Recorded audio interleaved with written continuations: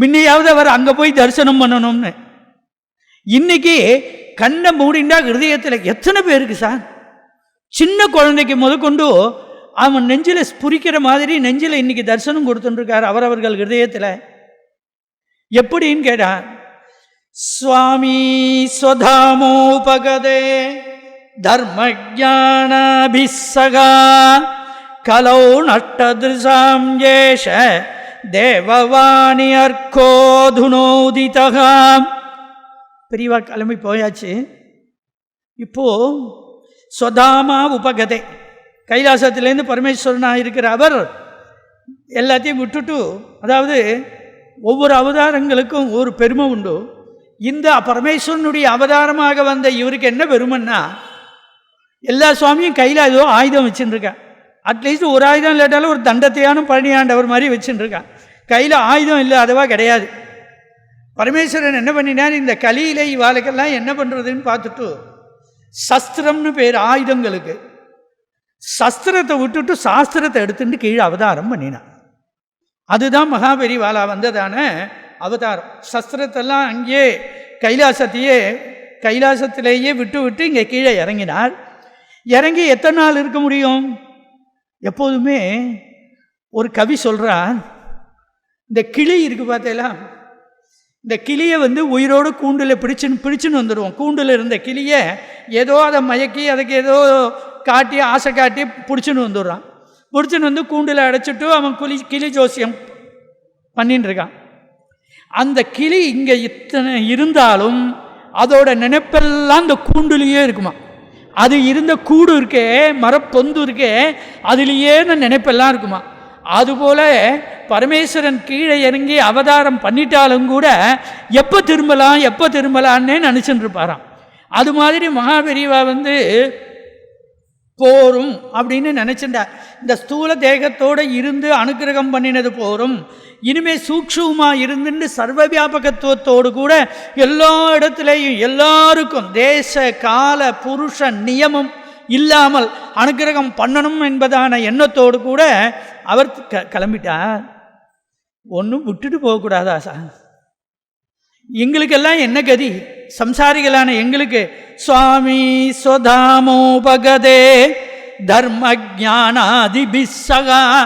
தர்மம், ஞானம், பக்தி, வைராக்கியம் எல்லாத்தையும் கூட எடுத்துட்டே போயிட்டாரு. அவர் போனதோடு அவரோட எல்லாம் போயிடுத்தோ.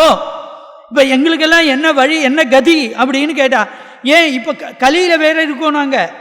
இந்த கலி எப்படி இருக்கு? கலௌ நஷ்டதிருஷாம் ஏஷகா. எல்லாருக்கும் கண்ணு போயிடுது. கலினா கபடம்னு அர்த்தம். எல்லாம் நஷ்டதிருஷாம், பார்வையே இல்லை. பார்வையே இல்லைன்னா அர்த்தம் என்ன தெரியுமா? அதுக்கு சகஸ்ரநாமத்தில் முதல் நாமம் பாருங்க, விஸ்வம் விஷ்ணு வஷட்காரகா பௌத பவ்ய பவத் பிரபுன்னு சொல்கிறோம். அதுக்கு விஷ்ணு சகஸ்ரநாமம் தான் பேர் வச்சிருக்கா. ஆனால் அதுக்கு விஸ்வ சகஸ்ரநாமம்னு பேர் வச்சிருக்கல. ஏன்னா ஆரம்பம் விஸ்வன்னு தான் ஆரம்பிக்கிறது. அது என்னன்னு கேட்டால், அடுத்தாப்புல முதல்ல அதுக்கு ஆச்சாரியா வியாக்கியானம் பண்ணியிருக்கா. சகஸ்ரநாமத்துக்கு நிர்குண பிரம்ம விஷயமாகவே வியாக்கியானம் பண்ணிட்டார்.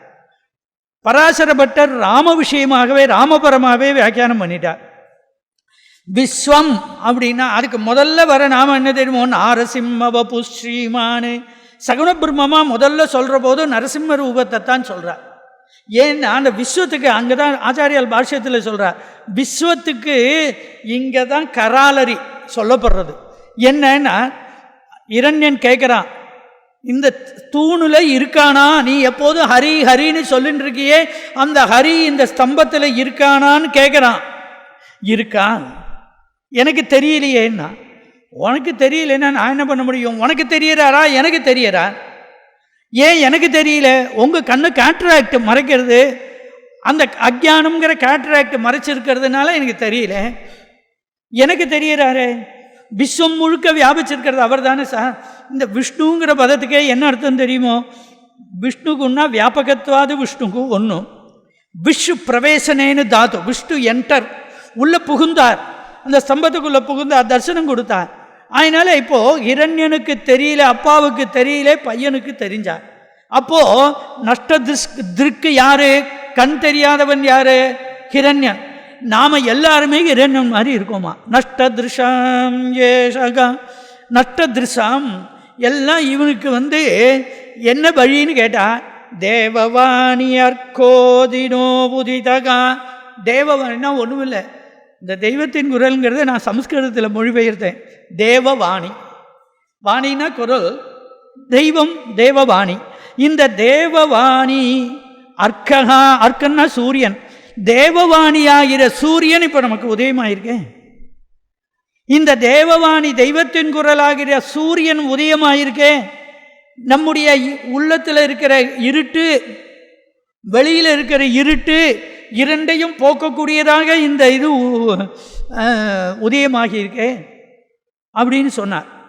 ஆகையினாலே இந்த நாம் இப்போது பெரியவா இல்லையேன்னு கவலைப்பட வேண்டாம். பெரியவா என்ன சொல்லியிருந்தா, எப்படி நடக்கணும் என்னங்கிறது கவலைப்பட வேண்டாம்.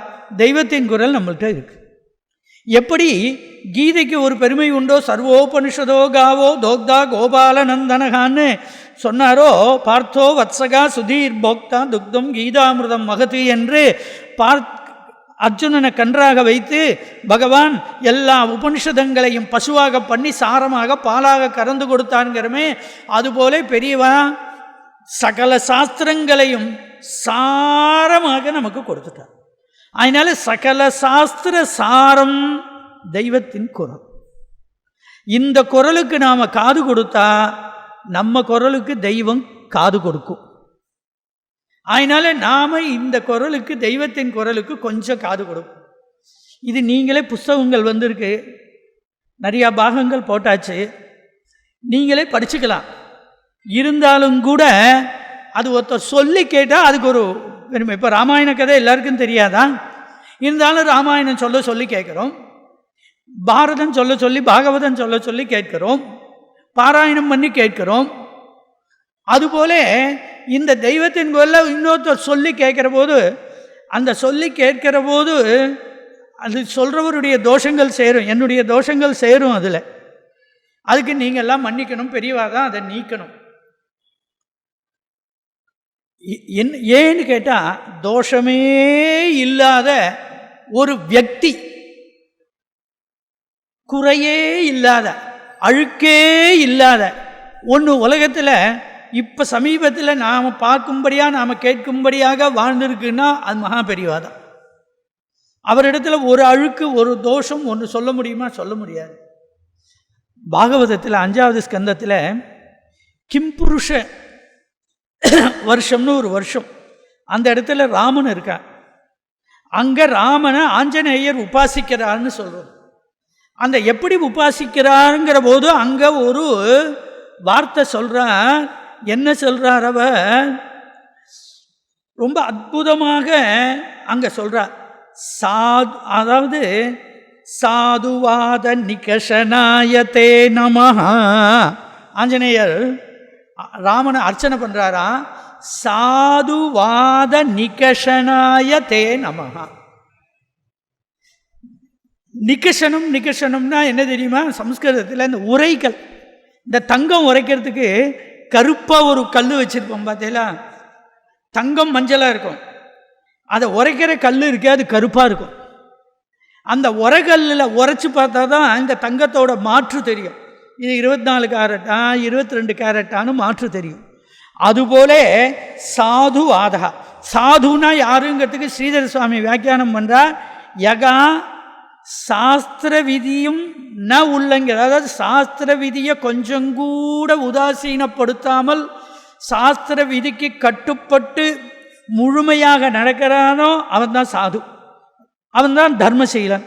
அதனால்தான் ராமனை ராமோ விக்கிரகவான் தர்மஹா அப்படின்னு சொல்கிறது.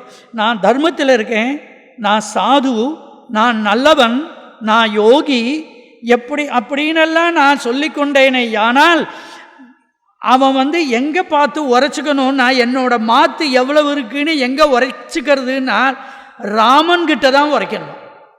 நான் இன்னைக்கு தர்மத்தில் இருக்கேன்னா ராம நிகிஷனாய தேனமாக, ராமன்கிற உரைகளில் உரைச்சி பார்க்கணும். அதுபோல நாம் இன்னைக்கு உரைச்சி பார்க்க நமக்கு யோக்கியதை கிடையாது. நம்ம உரைச்சி பார்க்கலாம். நாம் எப்படி நேற்றுக்கு எப்படி இருந்தோம், இந்த தெய்வத்தின் குரல் படிச்சுட்டு எத்தனை பேர் ஃபாரினில் இருக்கிறவங்க முதற்கொண்டு சிக்க வச்சுருக்கா தெரியுமா? தெய்வத்தின் குரல் படிச்சுட்டு எத்தனை பேர் சந்தியாவந்தனம் பண்ணாதவா கூட சந்தியாவந்தனம் பண்ண ஆரம்பிச்சிருக்கா தெரியுமா? தெய்வத்தின் குரல் படிச்சுட்டு பஞ்சாயதன பூஜை எடுத்துட்டவா எத்தனை பேர் இருக்கா தெரியுமா? ஆகையினால அப்போ அந்த தெய்வத்தின் குரலுக்கு அவ்வளோ சக்தி இருக்குது. அதான் நான் இப்படி இருக்கேன்னா எங்கே உரைச்சி பார்க்கறதுன்னா தெய்வத்தின் குரல் தான் நமக்கு உரைகள். நான் அன்னன்னைக்கு நாம் உரைச்சி பார்க்கலாம், இன்றைக்கி நேற்றுக்கு நான் எப்படி இருந்தேன், இன்றைக்கி எப்படி இருக்கேன் அப்படின்னு உரைச்சி பார்க்கணும். அப்பேற்பட்ட மகத்தான ஒரு மகனீயர், மகாபுருஷர், யுகபுருஷர், அவருடையதான வாக்கை பற்றி நாம் பேசுகிறோம், கேட்குறோம். இதில் நான் கொஞ்சம் அதிக பிரசங்கித்தனமாக நடுவில் சிலதெல்லாம் சொல்லிடுவேன். ஏன்னா அவர் சொல்லிகிட்டே போகிறார். அவர் எங்கேருந்து அதை எடுத்திருக்காருங்கிறத காண்பிப்பதற்காக. அவர் மூளை எங்கேயோ அந்த மூலத்தை தொட்டுட்டு அப்படியே போயின்னு இருப்பார். அவர் அதை காண்பிப்பதற்காக நான் கொஞ்சம் அகங்காரத்தினால சொல்லலை, கொஞ்சம் அங்கங்கேருந்து நான் சில விஷயங்களை எடுத்து சொல்கிற போது இவர் என்ன, ஏன்னா அதையே நான் படிச்சுட்டு போகிற பாராயணம் மாதிரி ஆகிடும். அப்புறம் அதுக்காக நான் கொஞ்சம் அந்த விஷயங்களை அங்கே சொல்கிறேன். விபீஷணன் கடற்கரையில் மேலே நிற்கிறான். சதுர்பிகி ராட்சசைகி சகான்னு ராகவம் சரணங்கதகா தெக்வா புத்திராஞ்ச தாராஞ்ச ராகவம் சரணங்கதகா, ராகவனை சரணமாக அடைஞ்சிருக்கேன்னு சொல்கிறான். சுக்ரீவனுக்கு இஷ்டம் இல்லை, அவனை சேர்த்துக்கிறது இல்லை. ஆகையினால அவன் ராமன்கிட்ட போய் லக்ஷ்மணனை வேற கூட அழிச்சுன்னு போகிறான். சுக்ரீவன் ஹேஸ்டி டிசிஷன் எடுக்கிறோம், அவனை விட ஹேஸ்டி டிசிஷன் எடுக்கிறவன் லக்ஷ்மணன். அதை வால்மீகி காமிச்சு கொடுத்துருக்கார். ஆகையினாலேயே இவன் தனக்கு அனுகூலமாக ஒருத்தன் வேணுமே, அதுக்காக விபீஷணன் இவன் லக்ஷ்மணனை கையை பிடிச்சி அழிச்சுன்னு போகிறானாம். அழிச்சுன்னு போய் ராமன்கிட்ட விபீஷணன் வந்திருக்கான், அவனெல்லாம் சேர்த்துக்கக்கூடாது அப்படின்னு சொல்கிறார். அவர் என்ன பண்ணுறார், அவரோட அபிப்பிராயம் என்னன்னு இவன் கேட்க வேண்டாமோ? கேட்கலை. அப்புறம் அவர் சொன்னார், இது எல்லார் அபிப்பிராயத்தையும் கேட்டுப்போம், உனக்கு இஷ்டம் இல்லை இப்போ அதானே? ஆமாம். லக்ஷ்மணா நீ என்ன நினைக்கிற? இல்லை சுக்ரீவன் இப்படி சொல்கிறானே, சரி எல்லாரையும் கேட்டுவிடுவோமே. ஏன்னு கேளுங்க, சுவாமி எவ்வளவு இங்கிதஜனான பேர். வால்மீகி அடிக்கடி உபயோகப்படுத்துறது. விபீஷனுக்கு, ஆஞ்சநேயருக்கு, எல்லாருக்கும் அந்த பதம் போட்டிருக்கா. இந்த இங்கிதம் இல்லாத ஒரு கேரக்டர் சுக்ரீவன். ஆனால் பகவான் இடத்துல அவ்வளவு பிரேம பக்தி கொண்டவன் அவன். எல்லாரையும் கேட்டார், ஒவ்வொருத்தரும் ஒவ்வொரு அபிப்பிராயம் சொன்னார். கடைசியில் ஆஞ்சநேயரை கேட்டார், ஒன்று அபிப்பிராயம் என்ன, இந்த விபீஷனை சேர்த்துக்கலாமா கூடாதா அப்படின்னா அவன் ஒரு வார்த்தை சொல்கிறான் பாருங்க. நவாதாபி சங்கர்ஷானே நாதிக்யானே நச்சகாமதா பக்ஷ்யாமி வச்சனம் ராஜன்னே யதார்த்தம் ராம கௌரவாது.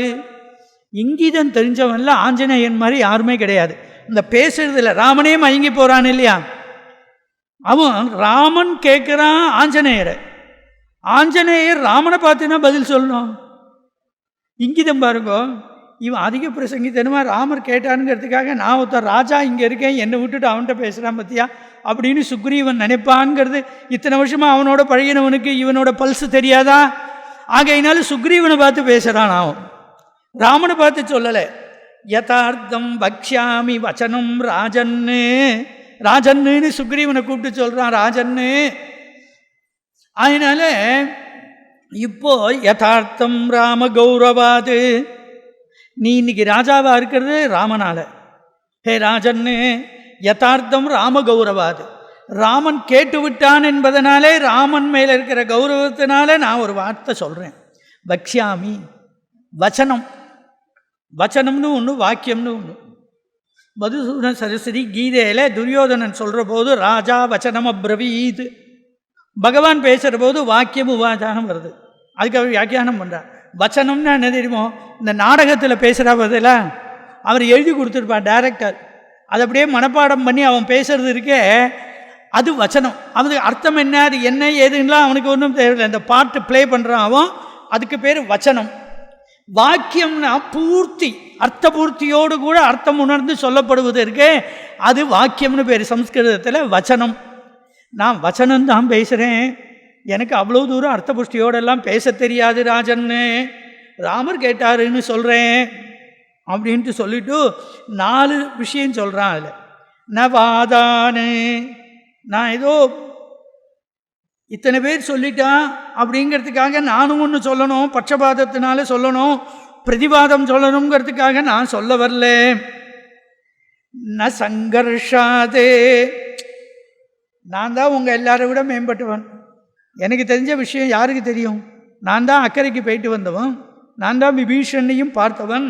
அதனால இத்தனை பேரை கேட்டாரே, கடைசியில் என்ன கேட்டாரே அப்படின்னு இதான் பொறாமையால் சொல்கிறேனோ, இல்லை நான் தான் மேம்பட்டவன் நினச்சுன்னு சொல்கிறேனோ ராஜன்னு சுக்ரீவனே எப்படி நினைக்கக்கூடாதுன்னா சங்கர்ஷாது ந ஆதிக்யாது. பெரிய தனம்னு பேர். நம்ம ஆண்கள்லாம் வீட்டில் சொல்லுவோம், என்னடா ரொம்ப பெரிய தனமாக பேசுகிற நீ, அதாவது பெரியவா பேசின்னு இருக்கிறதே ரொம்ப விஷயம் தெரிஞ்ச மாதிரி ஒருத்தன் பேசினான்னா அண்ணன் ரொம்ப பெரிய தனமாக பேசுகிறேன்பா. ஆஞ்சநேயர் சொல்கிறா, நான் பெரிய தனத்தினால இந்த வார்த்தையை சொல்லலே, நச்ச காமதகா, நான் ஏதோ இருப்பதை சொல்ல வந்தேனே தவிர ஏதோ ஆசையினாலேயும் நான் சொல்லலே அப்படின்னு சொல்கிறான்.